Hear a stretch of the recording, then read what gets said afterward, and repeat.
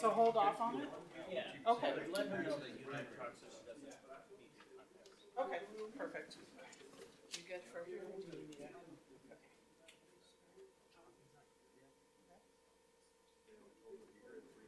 Okay. Good afternoon. I'll call this meeting to order at 3:58.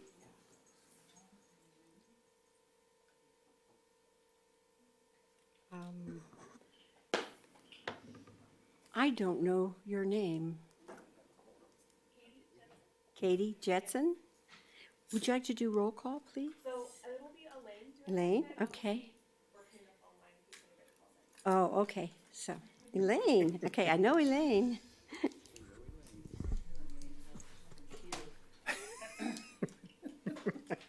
I leave him down at home.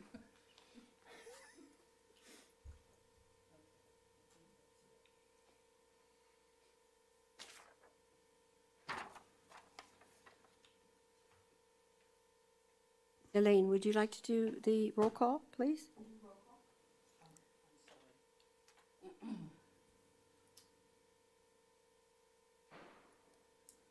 I've got several vacancies, so I'm hopping over a couple of them tonight.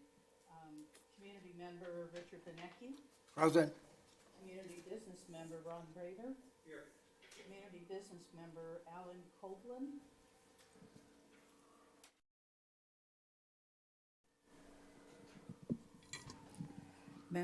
Member Vaughn Lawson. Present. Member Yvonne Brown. Present. Chair Betty Rader. Present. Economic Development Manager Kyle Warneski. Here. City Manager Elizabeth Gibbs. Here. Councilmember Mike Laura. Here. Councilmember Lloyd White. Here.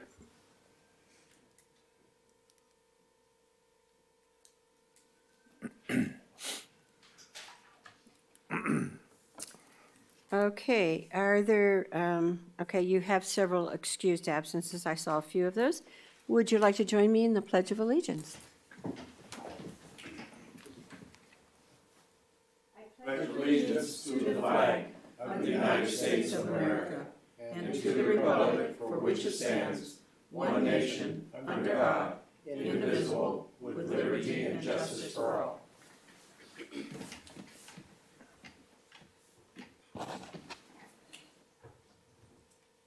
Elaine, do we have any adjustments to the agenda? None that I know of. Is there any conflict of interest disclosures we need to discuss? Thank you.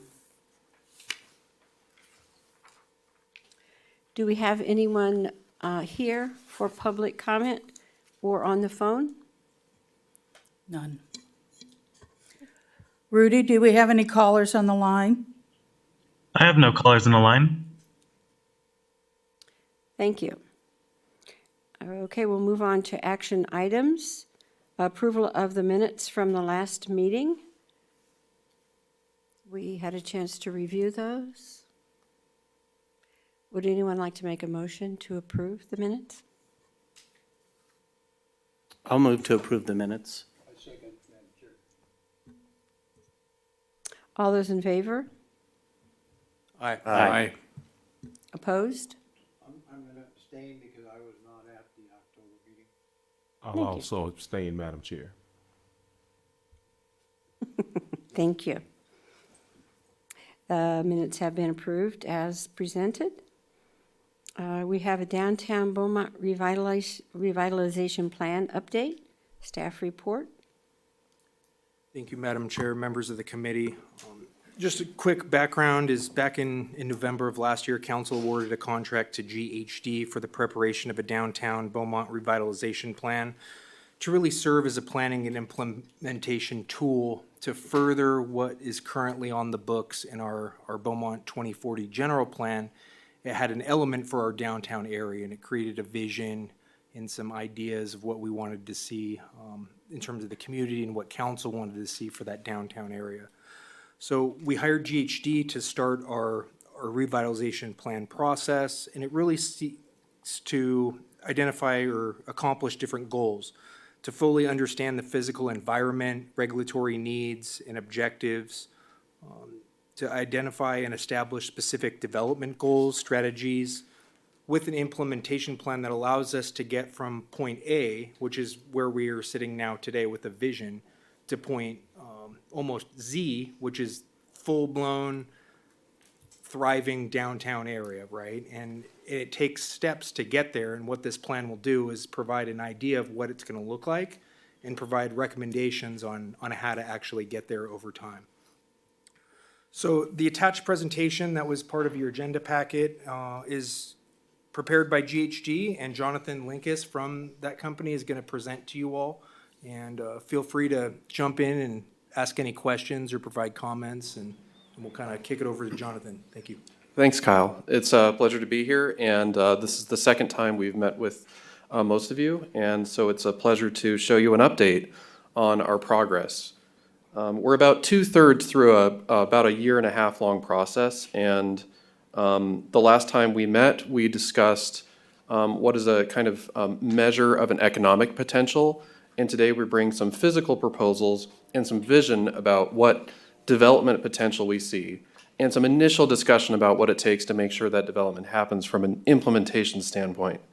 I don't know if we got a link to Todd Tregenza today, but I can present all of his material. Okay, that's fine. So my name is, again, Jonathan Linkus. I'm the lead for urban planning in the West at GHD. This project is also led by Linda Congleton from an economics and real estate perspective, and Todd Tregenza for the transportation planning element of this. We'll review most of the slides. This was presented about a 1.5 months ago to an open invite community workshop, and that was mostly attended by downtown business leaders. And so we remind ourselves what is important to us in our downtown. It's a center for small business and entrepreneurs, and that's really a special, unique element of Beaumont in the Southern California economic sphere. There's a tight-knit community, and we want to enhance the pedestrian life. And of course, downtown is still the locus of regional events, and we want to maintain the competitiveness of those events and their economic draw as well into the future. And so we've had to remind ourselves, how does this plan and the general plan's downtown chapter get us there? This is, again, part of a litany of reports that have come for several years. And this began as a series of workshops and an economic study as far back as 2019. Really key to all of this, bedrock to all of this, is the general plan, which we use as the basis of our work, and we are enriching that plan rather than replacing and changing it in any way. There is the Parking Management Master Plan, which is a detailed study of parking supply citywide, as well as a lot of implementation steps that are recommended to ensure parking supply, especially in downtown. We've reviewed that. There was also the housing element, and of course our revitalization plan puts some meat on the bone about how we implement in the downtown confines, especially 6th Street and Beaumont Avenue. And so everything we're doing, of course, is incremental and investable. That means what can we actually apply to sites we can point to, and how can the city commit to some CIP items. So our first responsibility in this work is measuring the carrying capacity, the real estate potential of downtown, given the lands and buildings we have now. Make recommendations about anything that needs to be tweaked to the zoning outlay for downtown. Envision the streetscape proposals that are currently drawn in section in the general plan. Prepare some site plans, come up with some parking solutions, detail the public realm, and the wrap up for this project is going to be an initial architectural guideline or kind of starter kit, as well as an enrichment of the signage proposals for downtown. And of course, a kind of timing and governance recommendations, especially like a CIP list at the end of that document. We're going to do a brief CEQA sufficiency evaluation, but I think that's going to be very high level and is mostly covered by the document you have now. What will the city do with this plan? It's going to use this to implement the area plan you already have in your, as a general plan, Chapter 11. It's going to inform you in terms of the incentives programs. You already have great start to some of that that's been released during the course of this work. Again, capital improvements, Targeted funding, are there parcels you can purchase to accelerate some of that development? And some of these designs can support bid packages for public realm and city-sponsored private realm development. Basically connect with developers using the language in this document, especially the content from Linda Congleton. And basically use this document to build partnerships, get some handshakes with those in downtown. We're, as I said, about 2/3 through this process. It's December. We met with the community in October. And through the holidays, early winter, we're going to be preparing that draft plan and reviewing that with you in draft form in February. And hopefully this is wrapping up sometime around late winter, early spring. I think it's important for us to always come back to the vision statement that predicated the area plan in the general plan as the downtown chapter. And it emphasized a pedestrian-friendly environment, balanced and integrated mix of residential, office, retail, and civic land uses, and really emphasized the need for public gathering spaces, both on our streets and off-street as well. And all of that needs to be supported by a cogent parking plan. What we've heard, so this is an important slide. This is getting into some of the fresh content that has come really since October and since summer. This is a review of some of the voting results from the two meetings, especially the votes in that top photo there.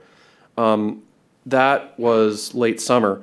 There's a strong desire for shaded outdoor dining patios and off-street public spaces, as well as street-side dining. That was language actually put on the boards for people to vote on, and that was really emphasized. A desire to support nightlife activity, quality restaurants and bars, especially independent restaurants and bars, not chains. Additional support for gateway landscapes at the entrances to your downtown, on the street, and modifying the design of those streets for monthly events and fairs. That was another one that was strongly supported in the voting. The bar graph was way to the right. You also have a clear preference for a dramatic transformation of 6th Street for safer speed and pedestrian emphasis. This is a safety issue. It's laid bare for us every time we drive down 6th Street in Beaumont. It's not a pedestrian-friendly environment. The physical design will make a difference. Strong preference for alley improvements and cleanup. I mean, this is everything from repaving, which is already a part of a CIP schedule that the city works with the business owners, but looking at how we can maybe formalize parking, provide security lighting, and possibly use the backs of buildings for a mural program or an art walk that is occasional. These are precedents we see in other small downtowns that enliven and facilitate the activity of our downtown. There is a slight preference for more moderate development and limited mixed use. So we kind of gave them a Goldilocks of, do you want to see fresh facades? Do you want to see 3 to 4 story buildings and look like San Clemente? Or do you want to just see a couple of buildings that might pop up, give a little more housing, but largely the same scale you have, just a little more intense? And that middle option, that last thing I mentioned, is really where people's hearts were about the future of their downtown. And I should add that this economic study, the real estate study, had about a 10 to 15 year time span. And I would say some of this CIP commitments at the end of this work will be about 20 years out. There was the most consistent support for a focus on 6th Street as the market street, the place where you continue to or really emphasize the hosting of public events, probably on a monthly basis. A majority voted for a version of 6th Street that includes median parking as planned. Your general plan right now has a novel concept. It has some precedent in Southern California where public parking is in the middle of the street, which assists pedestrians and ensures parking supply. This was highly preferenced among the alternatives we also put back to the public to vote. 78% supported or preferred curb extensions as a main tool for pedestrian safety in crossing 6th or Beaumont Avenue. And 68 voted just a general support for exploring the potential of a roundabout in downtown. So we've had a lot of productive meetings. We've got a lot of input from people that are pretty clear on their preferences. We were surprised by the sharpness of their preference, which helps us as designers. So without further ado, let's look at some of the streetscape concepts that we've prepared in response to that. Now again, this is the illustration of designs you already have on the books, a center median parking concept, as well as some discussion about a more pedestrian-friendly environment on Beaumont that might look a little more traditional in terms of a road design. The configuration is diagrammed here, and you have, of course, the cruciform Beaumont Avenue and 6th Street. And again, based on downtown area plan, what we have added and we have advised as transportation planners is the introduction or the exploration of 2 roundabouts as gateway entries along 6th Street at California and at Palm. This facilitates a transition to a 1-lane each way configuration. It prevents the situation where people are stacking behind a traffic light while merging into 2 travel lanes. This basically eases that transition. These would be 1-lane roundabouts, not the 4-lane that we've been warned about from nearby precedents. We're mostly reducing 4-lane configurations to 2 lanes with a turning pockets or a turning lane, center left turn lane, LTL, at key intersections. So we maintain the ability to step aside and make that right turn. We're making sure these intersections function smoothly. At all intersections, we are creating bump outs or curb extensions for pedestrian safety. That just consumes about a half a parking space. And all of these designs add street trees to our downtown environment. That's really important for the character and the economic outcomes that we gain from these streets. So let's get right to it. Beaumont Avenue reconfiguration. This is a neighborhood-oriented corridor. This is how local residents access the freeway and downtown businesses and those businesses south of the freeway. It has similar travel speeds to today with enhanced pedestrian safety. So right now there's a stop sign at every intersection. And if you maintain that, you're basically not really slowing traffic with this design. You're making pedestrians safer. So you can see in this concept, we've provided parallel parking. Those curb extensions, are just at the intersection. So you can add a little bit more landscape if you extend those further into an additional parking space. Our analysis has shown that you actually can do that. This design provides more than the parking space needed to support future business growth on this corridor. And in all cases, you have a corridor-long parkway along each side of the street that is 4 feet wide, that's just wide enough to add a row of street trees. That's more consistent than what we have now, which really begins at the north end of this. A little close in view here, you can see that parkway and the pedestrian bump outs as such. These allow the turning movements of trucks and allow for pedestrians the accessibility they need if they are ADA, if they have ADA needs, or they can also basically only have to cross 2 lanes of traffic rather than watch for 4. So this is a net good. We've proposed colored concrete at intersections. This is obviously something you'll see in a nicer retail space. Considering that downtown Beaumont is really trying to convert into a destination and a place for events that is worth considering as you prepare bridging documents for your CIP. As you can see also, we have included turn lanes that basically knock out your parallel parking near intersections. So there's always room to allow those cars to pass and make the right turn, or to stack for that left turn. On the 6th Street configuration, you basically were, again, focusing on pedestrian orientation. This is a multifunctional, multimodal corridor. It links businesses to each other, business-to-business services, as well as residents seeking various businesses. So we're looking also at a Park Once strategy. This is downtown's main public realm. That's also important to think about as we look at the design ideas for this corridor. Slower travel speeds that emphasize local resident loitering rather than passing through. A visitor approach, again, there's that mention of Park Once. So you park once and walk between 2 or 3 businesses you might be visiting. And we balance parking across a 3-block area in the analysis of this. So this is an image transformation. If you build this, you are adding street trees, you're adding gateway landscapes, you're slowing traffic down and creating opportunities in the middle of the street for additional public art and signage that announces that you're in a place of business and a place to spend time, Beaumont's living room, if you will. So you can see in the view down below, the left end of that long illustration is California Street, where we are conceiving of a custom-designed roundabout that connects these streets at a non-perpendicular intersection. And on the right side, that larger intersection, that's Beaumont Avenue. So the segment you're seeing is that stretch of, I believe that's still considered East 6th Street, and you have 2 travel lanes, and the bike lane protected as proposed in the general plan, and parallel parking along the length of it where you don't have a curb cut.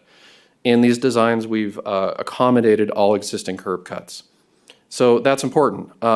We have also considered introducing a design alternative that provides a center turn lane that's necessary for continued turns into businesses. There are a lot of curb cuts and trucks that need to pause for deliveries. So here's a close-in view of that. 2 travel lanes, protected or buffered, I should say, bike lane, and parallel parking.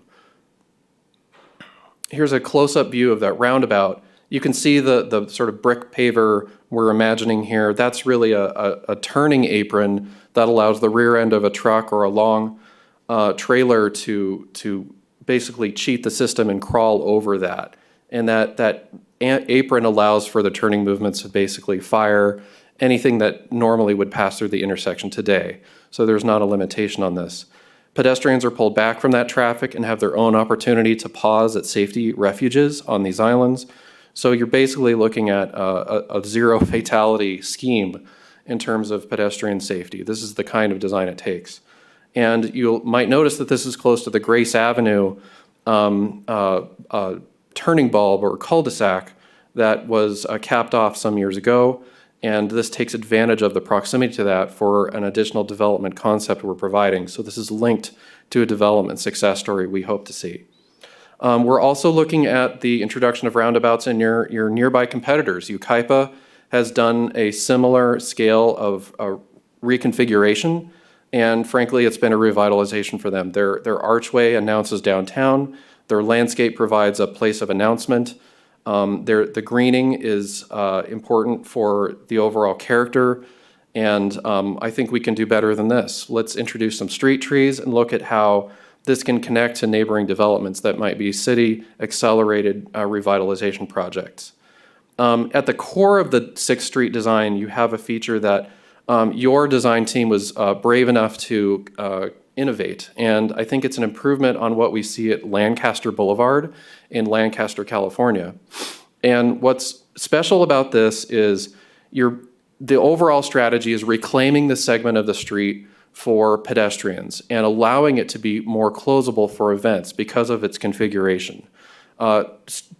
Vehicles would be allowed to travel through this. It's just a 2-lane road, and you have head-in parking along the length of that median. This is something the community strongly favored among other options. We called it the total transformation, and the vote was well in favor of this. So we also have some community business leader support now on our boards. As I said, this is a proven format. 4 lanes to 2 was done in Lancaster about 10 to 15 years ago. They support this with no parking minimums in their commercial core today in terms of code on the books. And this is activated by basically a city-driven event programming. So they, on a weekly basis, will close the street and use the center median for market stalls that sit between the trees and the standards that hold pedestrian lighting. So it's basically rigged to line up and organize a public event. So here's a close-in view of that street tree grid. I believe in Lancaster, those trees are in the ground, and there's a differing paving pattern in the center.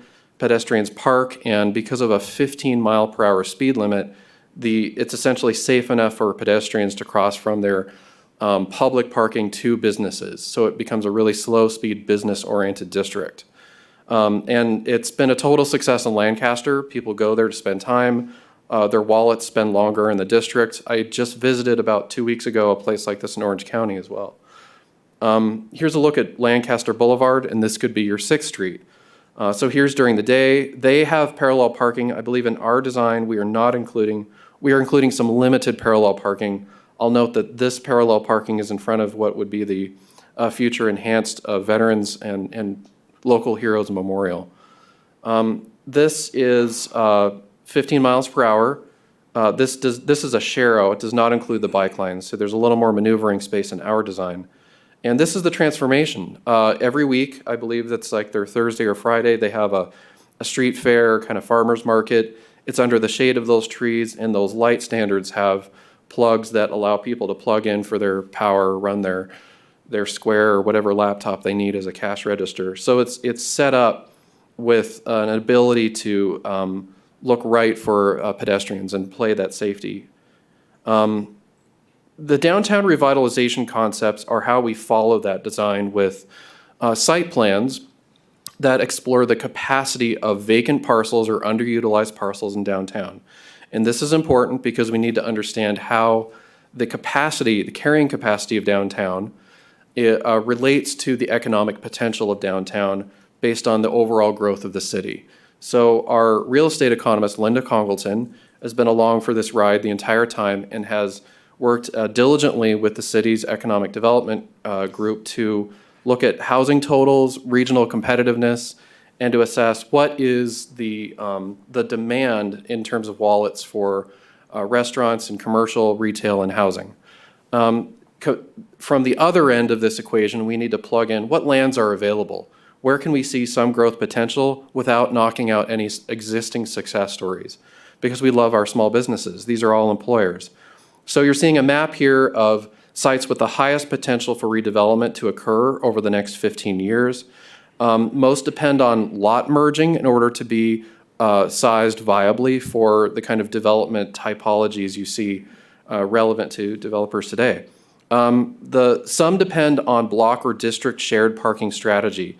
That is, you can't depend on everybody to supply their own parking at a traditional parking standard. You can't expect all of these to provide 10 per 1,000 square feet of development on their own site. That's a very suburban standard, and we're trying to create a walkable downtown. So what we do is we look at some of these little blue squares here. Those are parcels where we've made some considerations for parking that their neighbor might need for their business operations. Someone coming to buy something or eat something in a cafe might take a public parking space in one of these blue squares. So this is laid out in detail, and we actually have a diagram of each of these close up in our reporting. So at nearer the end of this project, everybody will have a book that explores each of these close in. So don't worry about squinting too much at this point.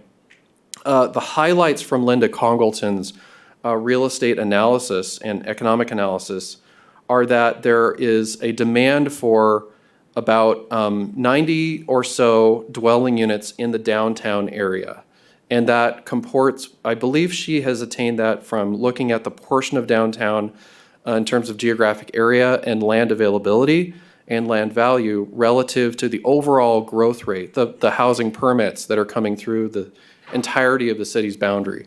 So the city's growth obviously is something like 500 permits per year, more than that, frankly.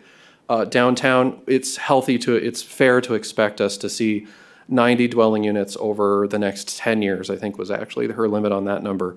There is a detailed analysis where she backfills about 13,000 square feet of potential renovation in dining facilities, and that's based on the amount of restaurant service that would be concomitant with existing residential population and the outside residential population coming to the outskirts of the city, looking for a downtown where they can spend money so they're not driving to Temecula.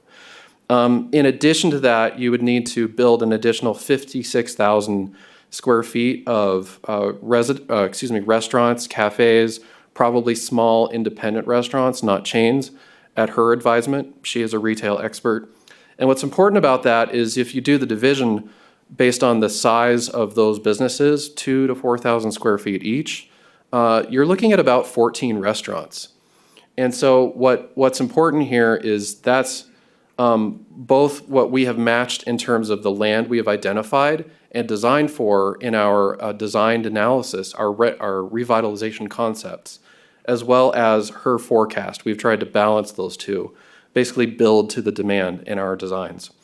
So let's look at a few of those concepts. This is a selection of highlights from them. We're looking at about half of them, and Most of the ones we're not looking at today are simply housing concepts that are don't need as much explanation. So we're starting with the idea of infill that is mixed use on 6th Street. And there's really two sizes of buildings we see as potential over the next 10 to 15 years. And this is what I would call a small mixed use redevelopment. So a building this size probably needs the length of one of your facing blocks between cross streets along 6th. This would be filled with probably studio or one-bedroom units above 1 to 2 businesses on the ground floor. This is a downtown redevelopment type. Again, I mentioned that full block width. And most of all of the residents in a concept like this would be able to park on site. Most of the employees and about half of the retail visitors. But a few of those retail visitors may seek on-street parking, and we consider that in a detailed parking analysis. A building like this is 2 to 3 stories maximum. I usually see 3 stories, but we're imagining 2.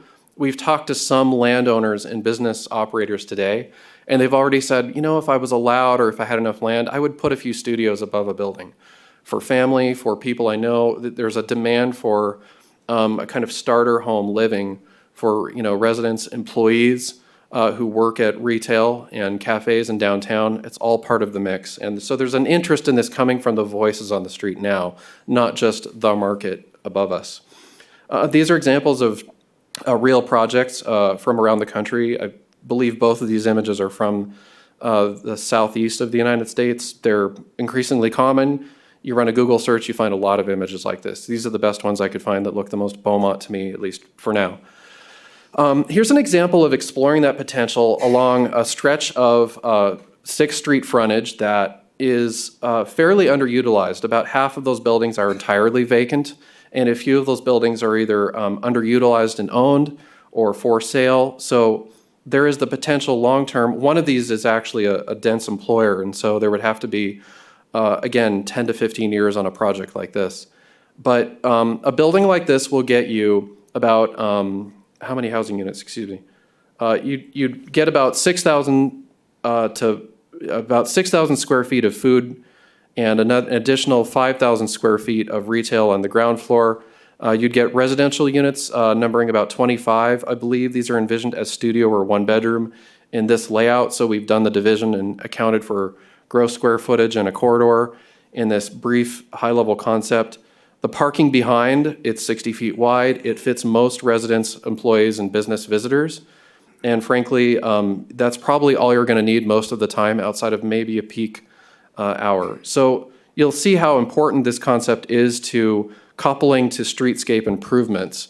If you're going to have cafes on the ground floor of that building, they're going to want to face street trees and be protected or buffered from this heavy 6th Street traffic with a row of plantings, areas on that sidewalk to sit at a small table and chairs. This is how you create that downtown street life. The streetscape improvement accompanies a future redevelopment along a ganged group of parcels a block wide.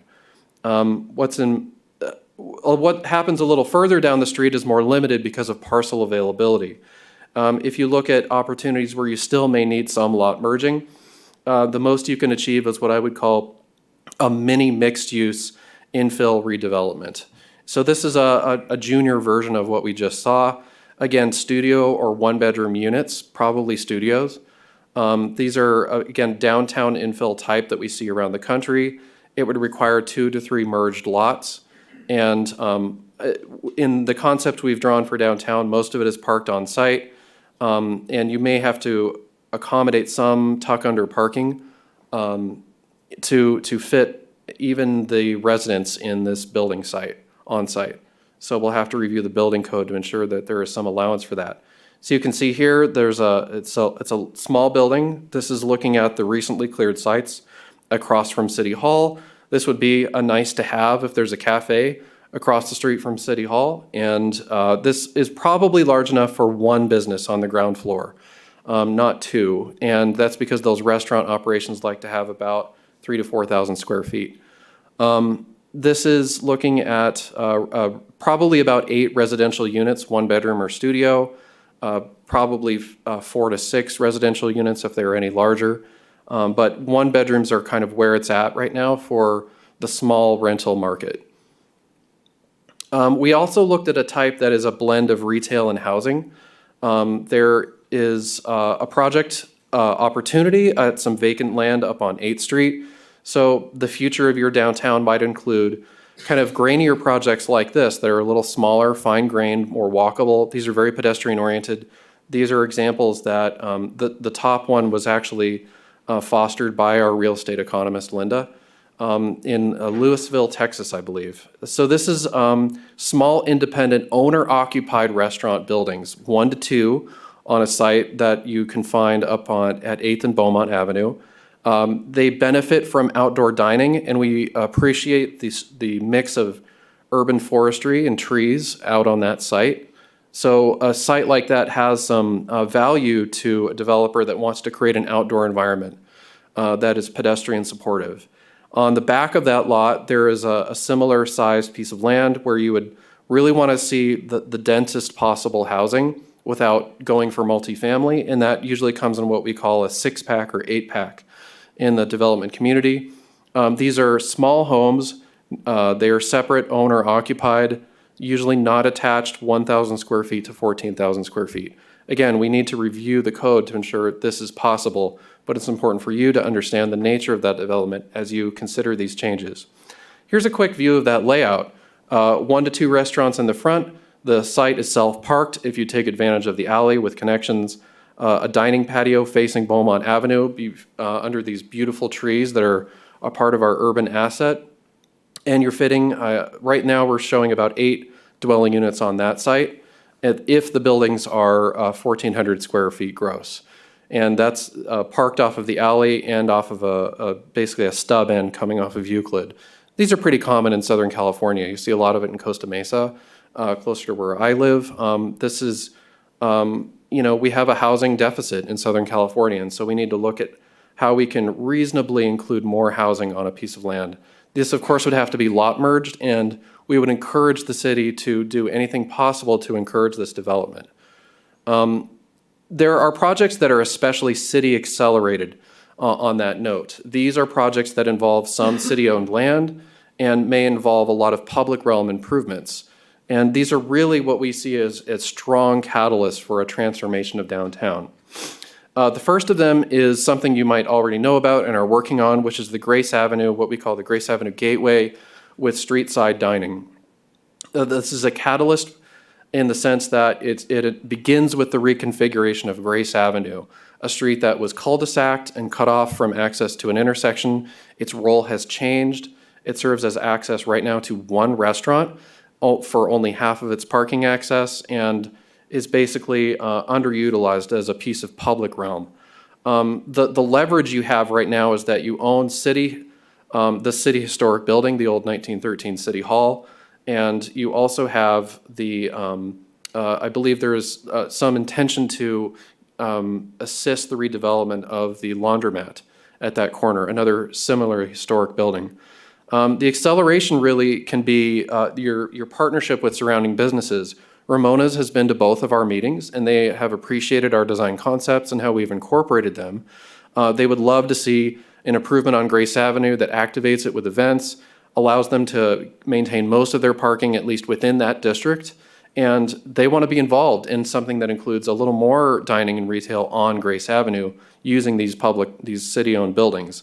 It really, the spin-off benefit is that this is the gateway to downtown. When you're racing off that freeway, you're hitting the brakes, you're coming into downtown, you're literally looking at the site before you pivot towards City Hall. So this is the point where you really set the tone for visitors, remind residents of the value of their downtown, and it's with Grace Avenue, it's free land. You can host events, you can repave it. These are some examples from other communities where public realm and streets were closed adjacent to city-owned buildings, and those, in these instances, are either shared with cars that are operating at a slow speed or are entirely closed, accessible to service vehicles. We propose that Grace Avenue maintain some vehicle access for parking at Ramona's, but otherwise it's a slow-speed, pedestrian-oriented corner. So here's a sketch, just an idea of what that might look like. You've got the incorporation of the city-owned historic City Hall from 1913, The laundromat could be a small cafe, maybe it's ice cream, coffee, just something of a draw for people and families. It's got some shade structures that we suggest or recommend in the public realm that extends behind that right-of-way in front of Grace Avenue. You can adjust the position of the cul-de-sac at Grace Avenue and make flush the curb transition onto that drivable surface that still allows fire vehicles the same access they have today. In improving and making more efficient the parking between those two buildings that will eventually, I believe, all be city-owned and then given over to a developer, or at least partnered with a developer. You really have a win-win here, where the streetscape improvement on 6th Street, the improvements on Grace Avenue, your partnership with Ramona's, cooperation with PSI, and in those neighboring employment buildings, and making good on your historic architecture is really a kind of catalyst for the transformation of downtown at its entry. So we're pretty excited about this. We're showing a lot of space for street trees and landscape, and I think this is really possible within the next perhaps 5 years. An example that we also are excited about is the understanding that the police station needs more elbow room, and that creates an opportunity. They are currently, I believe the Economic Development Group is coordinating with Linda Congleton to assess other sites for the move of the police station further afield, where they can create a campus that they need to serve all of downtown. State of the art, allows them to park their vehicles without throwing a chain link fence on an existing parking lot that we have across the street. So what we're looking at here is a precedent on that bottom right image I'll call your attention to, a precedent that's similar, where a civic center parking lot that served their city hall was an opportunity for downtown economic catalysts. This was a city-supported development through the partnership with a retail developer, and then those lands were eventually sold off in a deal that was structured to allow 3 restaurants to become owner-occupied over time as the project came afloat. And behind those buildings, I believe, is maintained as some public parking, and there was ample parking in their downtown area to allow this to happen. I think this is Louisville, Texas. So again, the catalyst is the potential for a new police station or new police campus for the city that moves them out of their current site. And the leverage then is that you have all of this city-owned land for a commercial opportunity across from City Hall and the new Civic Center. This accompanies well the concept for a city community center that is envisioned for a transformation of this Civic Center site.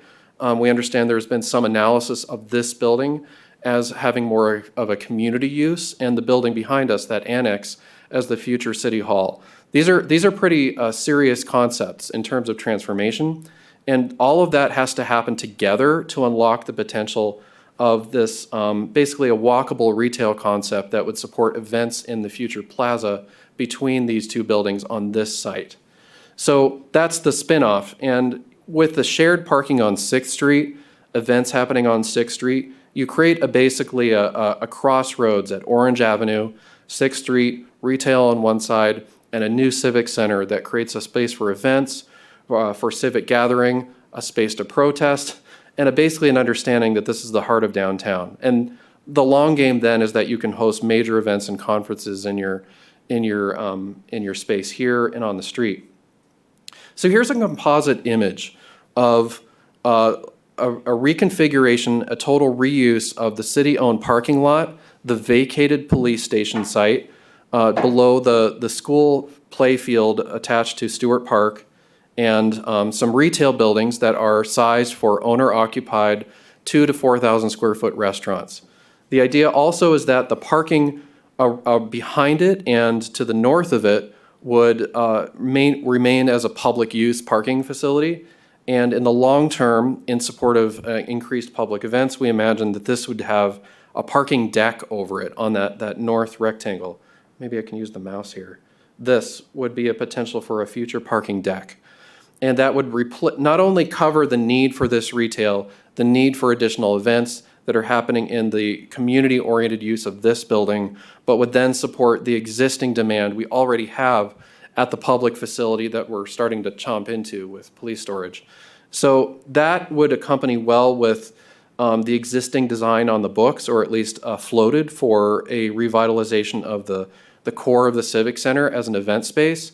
You've got restaurants feeding people, visiting an event between City Hall and a community center next to public parking. So this is a total synergistic concept.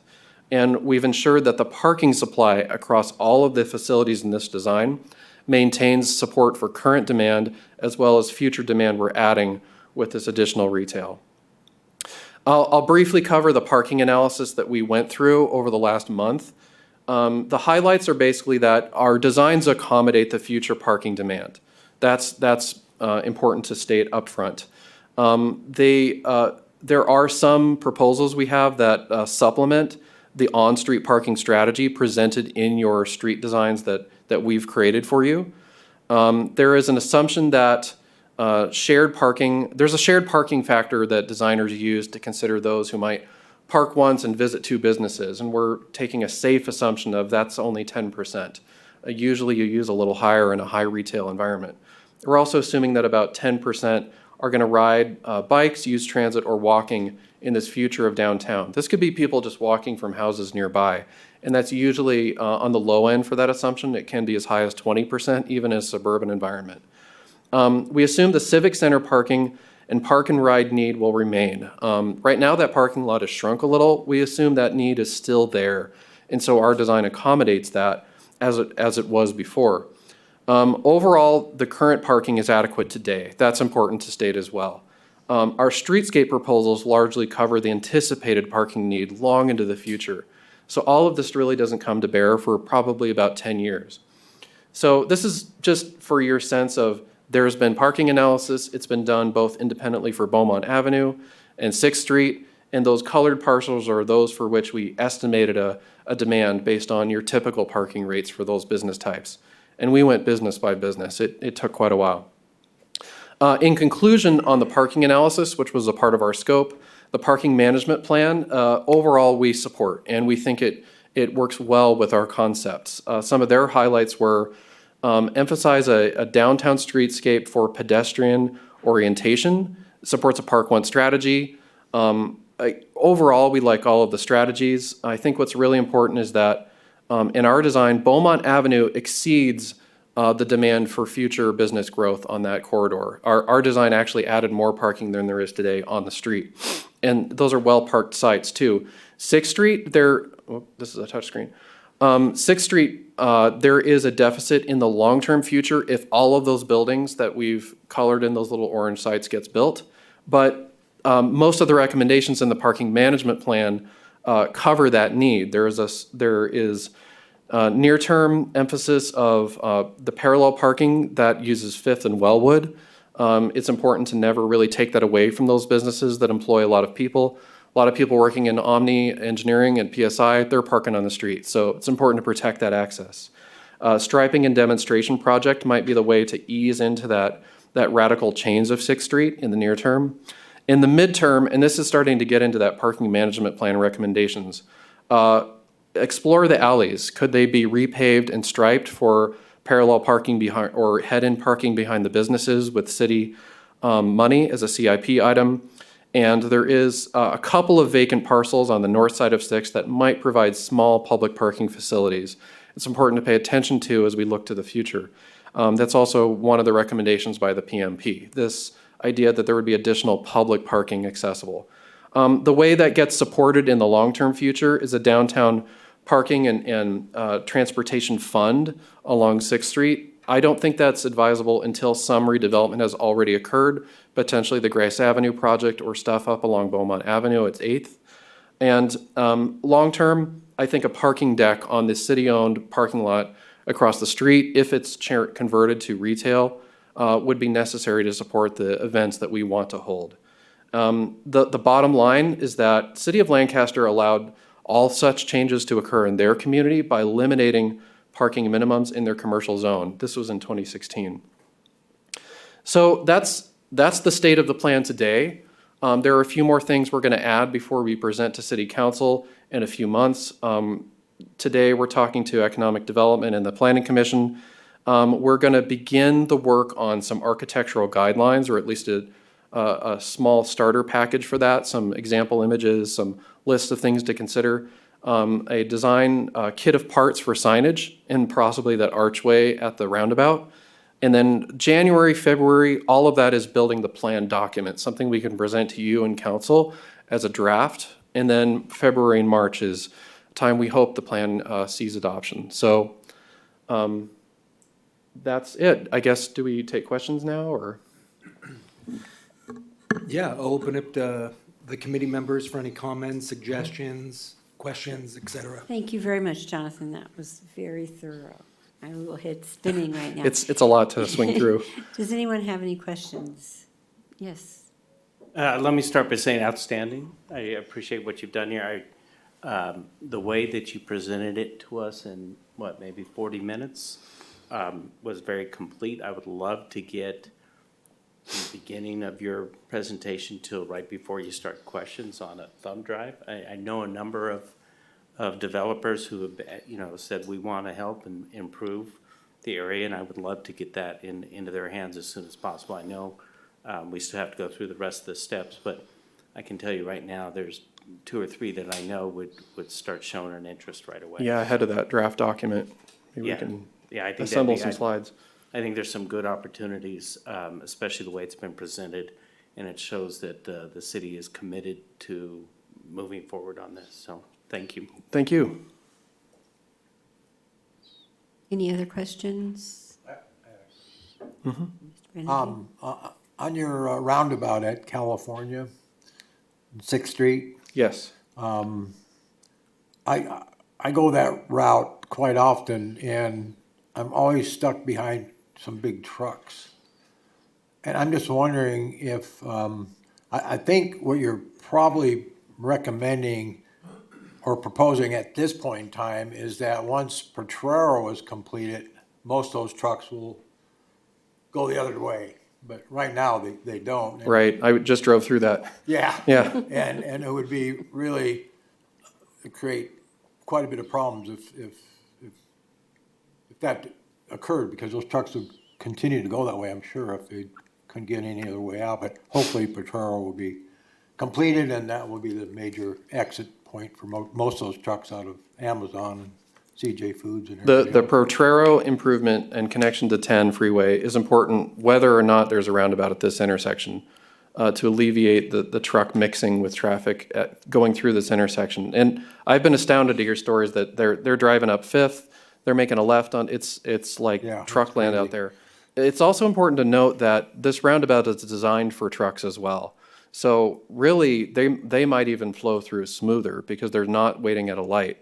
So the design accommodates truck turning movements and fire trucks as well.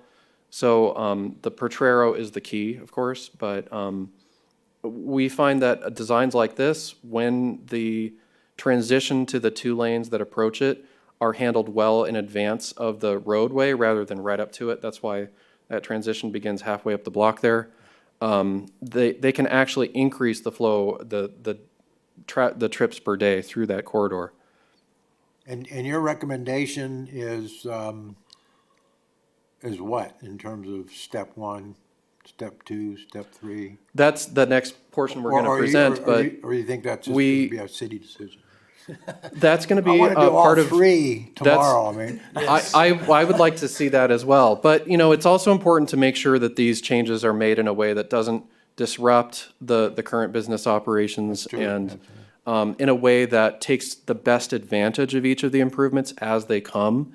One consideration is that the work on Grace Avenue could probably happen the soonest because there's so much city-owned land. Grace is right of way. Ramona's has attended both of our meetings, so there's awareness from stakeholders. That Linda Congleton has advised that that's probably the first thing you do. And I said to her, yeah, but that roundabout's a dramatic transformation, so how do we time this? And it may be that the roundabout could be installed sooner or soon thereafter from Grace Avenue improvements. It could also be that the road improvement or narrowing along Sixth Street is performed, but probably shouldn't be done before the roundabout because the roundabout makes that transition work. You also have the possibility of doing Beaumont Avenue before any of this because it doesn't involve that travel, and therefore you can put off those changes until Potrero is improved. So that's some of the things we need to consider next, probably starting next week, actually. And we're going to come with a kind of Gantt chart that lines that up. But it might be nice to get some review from this group, maybe by email or something, before we're presenting to council with that, because I think that's important stuff. Yeah, I agree with you 100%. And my thinking is, again, I reiterated this I don't know, was it 3 meetings ago? I can't remember. But I think it's important that we show something happening, whether it be planting trees or putting up a new, I don't know, I think it's just important we begin the process probably next year sometime, if at all possible. I know there's funding considerations, coordinating, and a lot of other things that go on, but I've seen demonstration projects where a roundabout is striped and coned in order to explore reaction to that new movement pattern. I've also seen ways that planters can be used to emplace trees at a temporary sort of parklet strategy, which is, the use of a parallel parking space for a temporary. Those we support, and GHD has been involved in some of that, more so on the traffic demonstration project side. So I think it's important that we start to list those. We're going to provide you our initial take on how that could or should go, but that's also going to be a collaborative input as well. okay, good. No, that's not going to go unsaid in this plan. Yes. I think in your initial presentation, Linda had talked about, obviously you don't have the money or the capability to develop everything at once, and so she talked about breaking this up into districts. I didn't see any of that yet. Is that something that's coming in the future? Well, some of those districts are on the basis of these different revitalization projects. So this is one of those districts here on the screen now. Okay. I assume it's still showing. Yeah, we're Go not full seeing that on the screen right now. Now we are. Oh, okay, so I have to hit present for that to work. So this is one of those districts, and Okay. that's what I was just discussing. The roundabout is tied to that. That roundabout, it can happen soon, and, it's already happened in Yucaipa, so there's nothing holding us back in terms of the proof that it can work in these communities. But the Grace Avenue, that's right-of-way that's owned.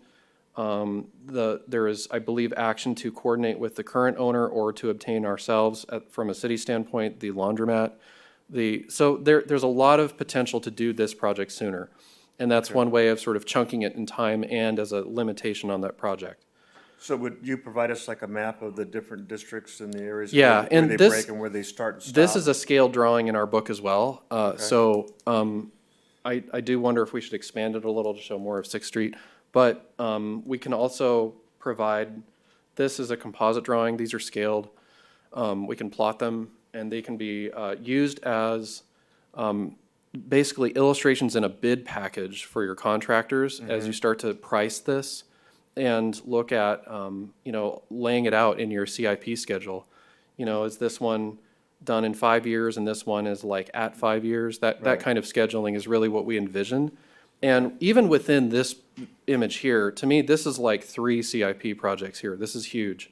So, and all of it depends, in this example, you have to have that police campus built and moved out.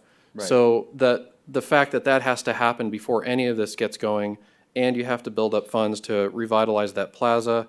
You're also talking about a city hall move. So that's why stuff like this probably should come a little sooner. Okay. These are 2 projects. The other one is that basically each of these is a district. The other one that she really favors as happening sooner or potentially sooner is this, either working with the existing owner or partnering with them to buy and then provide back to the development community these lands as merged lots. There's already been discussion about it. I don't know exactly where the discussion stands today, but this is something that is a whole district that could be done together or paired, as 2 different tranches connected. Probably the retail could happen first and then the housing. But again, there's less holding this one back. Those are the three districts she's talked about. This one, what she called, initially she called the Warehouse District, we now call the Grace Avenue Gateway, and then the City Hall. And then beyond that, there was an idea that all of Sixth Street is kind of an infill district where improvements could happen anywhere, but we've identified a few of those parcels. Okay. And that's, yeah, that's these projects here. My last question is, I really appreciate and like the vision that you have for Sixth Street. The concern that I have is the traffic. Have we done an analysis on that to see where, anytime the 10 shuts down, the Sixth Street becomes the new 10, so. Right, and so there's two things afoot here. One of them is, what is the traffic based on normal commuting patterns and normal peak commuting patterns? And then what happens when the 10 happens to us and everyone's bypassing through downtown? And the reason I say there are two things is that second decision might need to be made on the basis of a policy choice about reclaiming downtown for pedestrians.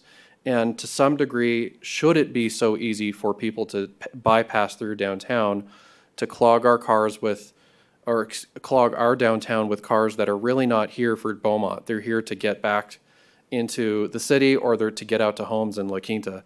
So what is important is, does the design make traffic any worse than it would be when the 10 freeway is not a problem?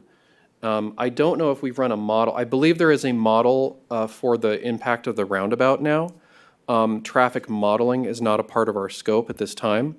We have basically carried forward the design that is already on the books on your general plan, and to explore what that possibility is. So, yeah. I'm sorry, the concern that I have is, it was restriped, what, 2 years ago? How many complaints did you get? Nonstop. Yeah, so I don't, that's just seems to be the block, right? That we need to try to figure it out, and I just don't know how we get around that. It's a tough problem because we want this to be the heart of our downtown. We want it to be pedestrian oriented. At the same time, it's supplementing the 10 freeway, and I think at the end of the day, it probably comes down to a policy choice. But some additional analysis may be advisable to prove that if it's needed. It's not part of the scope in our work right now to model it. All right, thank you. That's all I have. Any other questions? Thank you very much. I always like your districts and how you've presented it, because when you get done with this project, we'll have a way to go forward, and very impressed with it. No, thank you very much. Chair, I'm sorry, I did have one question. Sure. Okay, it's too I late. apologize. It's too late. Okay. Okay, all right, thank you. Sort of to piggyback onto what Mr. Laura said. I think from what I'm gathering from what you've told us is that the Grace Street district, with that roundabout, could be completed without impacting the traffic issues that exist on Sixth Street now. Yes. Correct? Because you're telling me, or telling us, that the roundabout would not hurt traffic, it would actually help traffic. Yeah, and right now, through traffic, at least as I recall, eastbound has to narrow down to one lane because there's a left turn lane and a right lane there. So there's already a one-lane condition, and the roundabout would provide the same level of service. And I would think that our policy decision that you talk about would be a lot easier for us once pins, grade separation, and on and off ramps are in place, because then there is an outlet and a way to direct people to say, yes, you can use part of Sixth Street, but when you get into the pedestrian downtown area, that's off limits to through traffic. And another consideration is that other streets throughout downtown to the south of the 10 and north of the 10 need to be more involved in the overall mobility of the city and region. The business traffic to the south of downtown, past those commercial developments, may see more activity if Sixth Street is narrowed, so there are alternatives to that movement. But we agree that the roundabouts are not just a nice to have, they actually make this design easier to take and easier to operate. Thank you. Yep, thanks. Thank you very much, Jonathan. It does say on here to make a motion, but I don't think we're in a position to make a motion at this point, It's are just we? a receive and file. Pardon? Just a receive and file item, so you don't have to Okay. take a formal Okay. motion to do that. Thank you.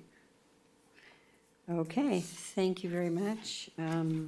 Moving on to the Downtown Incentive Program. Thank Mr. you, Madam Chair Wozinski? and members of the committee. A couple meetings ago in October, we discussed a couple different options for marketing for the different incentive programs that we have within the downtown area. And staff presented a couple concepts and some rough numbers on what billboards cost and billboard options that were available out there. And we looked into some dollars and cents and times to advertise in the local movie theater. And the committee asked staff bring back more details on that. So that's what we've returned to you tonight with. If you look at the quick spreadsheet that I provided for you, it still has the general stuff up top, which is billboards, and it has the different companies and has the size of those billboards. So that the cost obviously is affected by the size, as well as if it's digital or if it's a standing, what they call it, a bulletin. So a bulletin's the big billboard that you see that is not digital. And then we looked at the Second Street Cinema and what it costs to run ads during that period of time. And what we also found was the impressions, which is how many times someone sees the billboard or can see the billboard. It's called an impression. And we looked at it for certain billboards that were available. So what we did was we took the total billboards within this sub-region, and we went to Lamar and to General and to AMG, who are the owners of the city's Beaumont sign on Highland Springs. And they're also the ones that had constructed the new sign in Banning, and asked if they were available. And what I didn't want to present to the committee were billboards that look great to us, that might be affordable, but have been booked for the next 3 or 4 years and aren't an actual marketing option. So that's what you have before you tonight. Let's see here. So if you go through the packet, General has, and I provided an option and a synopsis of all Lamar and General advertising billboards within the sub-region that are actually available. And what staff was thinking is there's certain ones that we believe are the best bang for the buck. And one of those is the AMG sign, so the Banning sign. When you look at these things, so east facing is the one we want in Banning. And east facing means the sign face is actually facing east, which is westbound traffic, which are the people coming into Beaumont. So that's the sign that we want or believe we would recommend if city council wants to look at advertising for the incentive programs, is this Banning sign. It's fairly affordable compared to some of the other ones. And then when you're looking at the west facing, which is going to be over in the kind of that Yucaipa territory or possibly Calamasa territory. There's even the huge one at the Moreno Valley Mall. If you've ever drawn past that one at nighttime, you can't miss it. You can see the different costs on that spreadsheet as well. So I think that the best bang for the buck is the Yucaipa Boulevard west facing that General owns. And that's $3,500 for, I think it's a, 8-second slot once per minute. And that's on people that are coming into Beaumont from the Yucaipa region. And then the other one is the Banning sign. And I think that if AMG actually upgrades our Highland Springs sign within the city, we might move from the Banning sign over to the Beaumont sign at that point in time. But they haven't gone digital with that yet. And then also in your packet, and I can bring it up on the screen, some of the committee members asked about Second Street Cinema and who actually goes to the property, and if it's worth our money to actually look at. advertising there? Like, is it actually gonna help to advertise to people outside the region, or is it just Beaumont people that go to the movie theater? And is it not gonna attract new businesses? So we're able to use our Fund Placer AI statistics using cell phone data. And this is a heat map of everyone that has gone to Second Street Cinema within the last year and where they reside. So if I zoom out a little bit, you can see that people from Banning go there.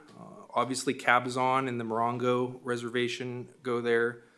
If you scroll down, it's actually really interesting to me how many people from San Jacinto and Hemet Valley come up here to go to our movie theater.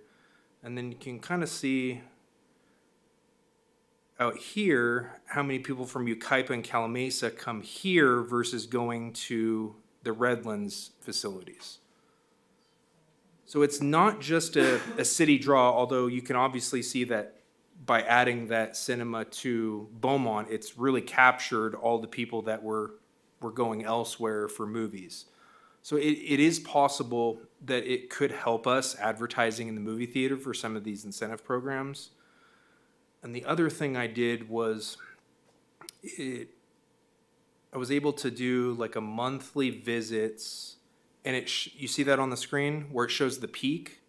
So if I was going to try advertising at the movie theater, I might start maybe here in May and go June, July, August, and maybe not spend money when the visits are down here in October, November, and December. If we go a year long, then that peak and valley doesn't necessarily matter. But if we're looking for the best bang for our buck and how many people are going to see our ads at the movie theater, we might use the data to show us that this 3-month or 4-month period gets us the most views for the same dollar amount.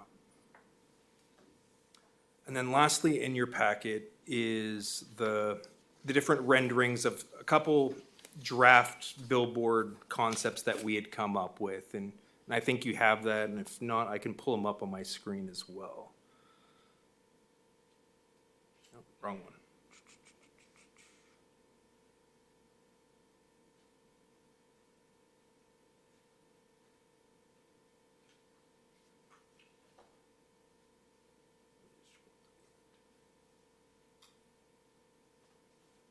There we go.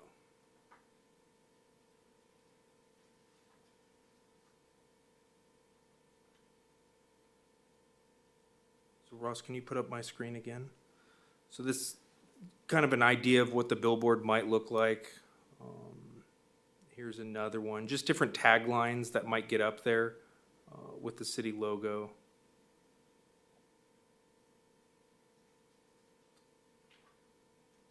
This one showcases the business total, so the incentive money.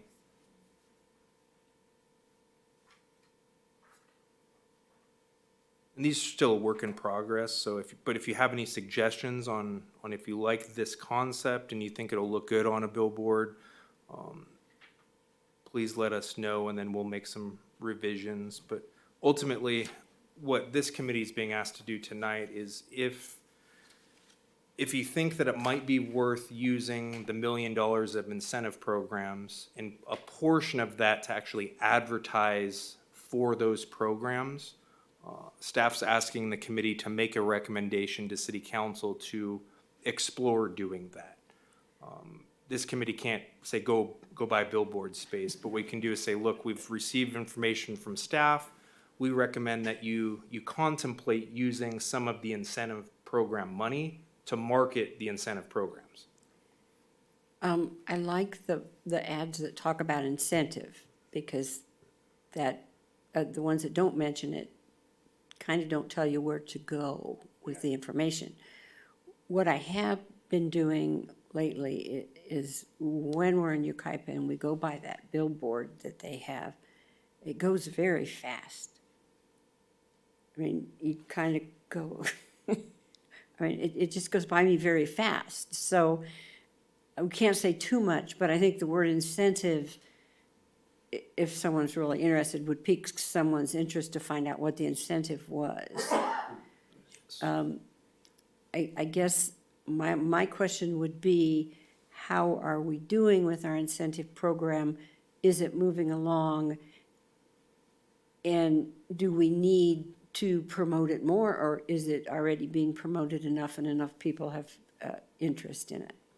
I think we can definitely promote it more than, we have a good amount of interest. We have a decent amount of applications that are in the queue, but for various reasons, they're getting stuck in the queue. They're just not making it to the finish line. Some are things that they need to get to us and that they're struggling providing. I think I talked about that for some of the business loans, is it requires financials and so forth for us to review, and they're just not getting those in. Some of them, to be honest, most of it is that they're busy running their business, and that the facade program or the loan program is almost an afterthought. Because I call them on the phone, they're like, oh yeah, I'll get it in next week, like send it over to me. And I'll call them, send it over to them. A week goes on, I hear nothing, and I call back, hey, I didn't hear anything from you. And, well, yeah, I got busy doing this or this or this. It's like, because they have businesses to run, and they're not just thinking of me every day when they wake up to get their incentive application in. But what I think this would do, both the billboards and the theater, is allow more information out there. We do get interest when we do promote it on our social media and so forth. We get a lot of people talking to people about the program. So about half the time it's, hey, I heard this rumor that you guys have money for new restaurants. It's like, well, no, it's not a rumor. It's actually a program. Would you like to sit down and talk about it? What do you want to do? And then they're ecstatic when they learn about that. So I think the more we can do to market the programs only will help receive applications and garner interest within the downtown. So, do we go to city council and say we would like them to explore this further? Yeah, I have a few questions first, real quick. Okay, thank you.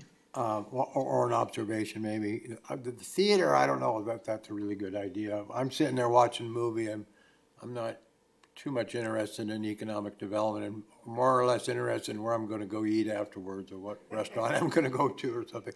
I don't know if, the clientele that go there. I do think that the freeway, though, if we could get a concept of 4 or 5 very unique signs, and if they could be up for a month at a time, and then do that over a period of 6 months, let's say, 6 different concepts, one a month, and let's see what reaction we get. But the electronic things, I'm with you, they flash up and it's just like, forget them. But if something there is permanent, and you drive that freeway and you're a businessman and you do live in La Quinta, but you have a business in Corona or something, you're driving that freeway, you see that thing there, you might say, hey, I might open one of my restaurants here in Beaumont because they got this incentive program. I don't know. I think I'm a volume guy, and all those people driving that freeway, there's got to be some people out there that own some restaurants or know somebody that owns a restaurant that might. So, but I think it would be a good investment to do it for a test period and just see what we get. And if it kind of starts getting in some real customers, so to speak, then we can, the council or whoever approves this can continue the program. Just a suggestion. And Kyle, I was gonna just mention, so last year, this time, maybe you all didn't, but we were struggling as a school district to hire people. We had many shortages in all kinds of different positions. And so we went out and did several marketing campaigns. One was that sign, that eastward-facing sign on the 10. And then we did some social media campaigns with a marketing company, and we also we looked into that theater in Beaumont. We also looked into Moreno Valley and some other kind of outreaching cities just to recruit more of a population pool to come in and potentially be candidates for the school district.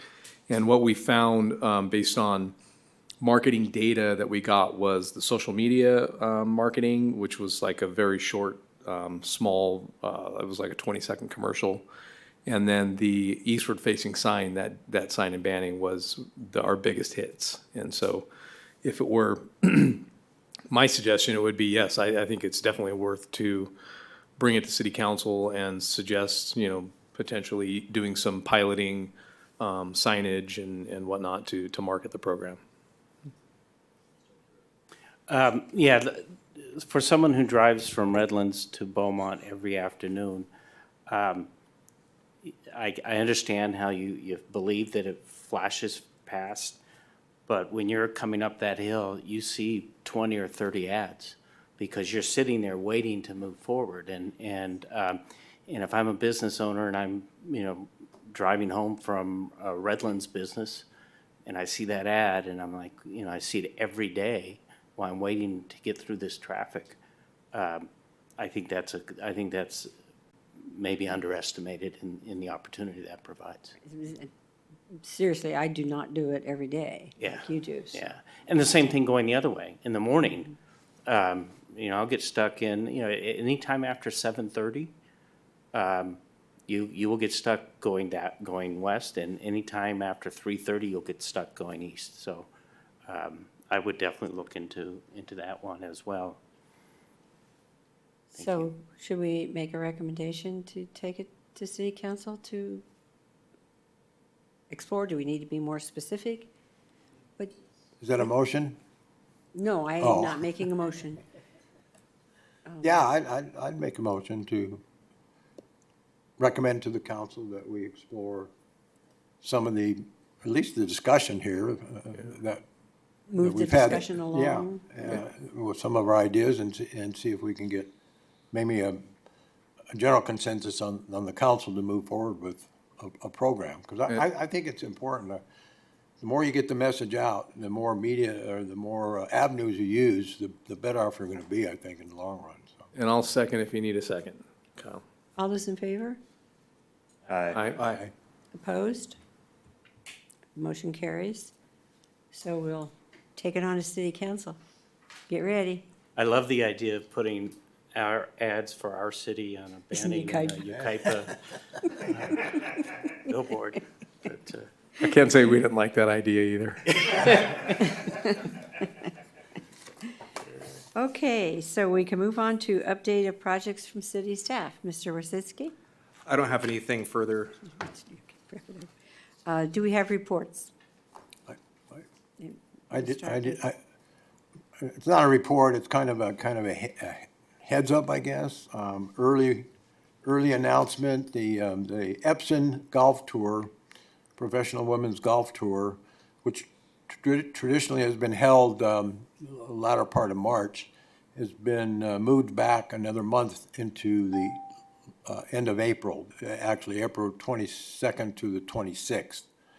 So that's actually good news for a lot of us volunteers because the weather is going to be a lot better. And it gives us more time to recruit individuals who may be interested in housing some of the players too. So, but 22nd to the 26th April, Epson Tour, Tuckwood Canyon. Wonderful. That's a big deal. Thank you. Mr. White? I think there might be an opportunity for the Economic Development Committee to see how we can take advantage of all the people coming in for the golf tournament. If we could get something to start to discuss and look at ways, we've talked about parking and shuttle services, things like that.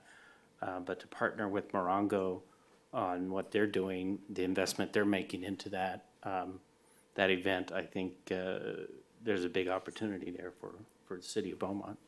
Wonderful. So, Mr. Beneke, you can let us know what the city can do to help you. I'll let you know. Okay, okay. He always lets the chamber know. Well, the city has been great the last few years. I mean, it's gone above and beyond in their support of the program. And a lot of people don't realize this tournament gives us international exposure. I mean, the media that goes out, these girls come from all around the world. And the city of Beaumont is now known in parts of areas we probably never thought it would be known in. So it's a good PR thing for the community. And for the amount of money and whatever, I think it's important. So, But I'll let you know, I think we would like to see more people come. It's a free event. And these girls are great, great golfers. You see some great golf. And if you have young kids at home or whatever, and may be interested in golf or may not be, it doesn't really matter. It's a nice family thing to come and partake of and participate in it. Late April, great weather, I promise. Dr. Brown? I would just say that in terms of Beaumont Unified School District, we are approaching mid-year, and just as a kind of a quick update, we are growing as expected. We grew about 3.5% enrollment this year, and so we're now at about 12,400 kids in the school district, and the numbers keep growing every day. So we get new enrollees every day, and our board has been engaging in our facilities master plan and what that looks like and what our needs are. Our needs to repair current facilities, build new facilities for incoming students. And so we're engaged in that work right now. And as we move further along and progress in those discussions, I'll update the Economic Development Committee, because it does have a significant impact on jobs and growth and construction and whatnot. So. Mr. Lawson? Mine is very quick. We're finishing up another successful semester. New programs coming on board over the next year, so we'll be very excited about that, especially in the areas of construction and welding, and also a new drone program. If you're not familiar with it, we have a new drone program on board, so we're very excited about that. So we'll keep you all also up to date on the things that are going on with us. Enrollment is way up, and we're very excited about that. And last but not least, everyone have an incredibly Merry Christmas. Just remember, all the food you eat between now and January 2nd, the calories don't count. That's what I've been told. Mr. Lara, do you have anything? Good, thank you. Mrs. Gibbs? Daniel, anybody out there? Well, the Chamber is having their Good Morning Beaumont breakfast on January 12th. Lance Christensen from the California Tax Board is going to be our speaker, so you might be able to give him some of your difficult questions. And then I did hand out the flyer for the 2024 Citizen of the Year. We will be honoring Anita Worthen, and that is on Friday, January 19th. It's a luncheon. I'm afraid the back's got a boo-boo on it that we're fixing. So I hope you can all attend that. Anita is a very worthy recommendation from Mr. White. So do we have any topics for future agendas, or? Okay. We will adjourn this meeting. I get to hit the gavel. 5:32. Kyle, when do we?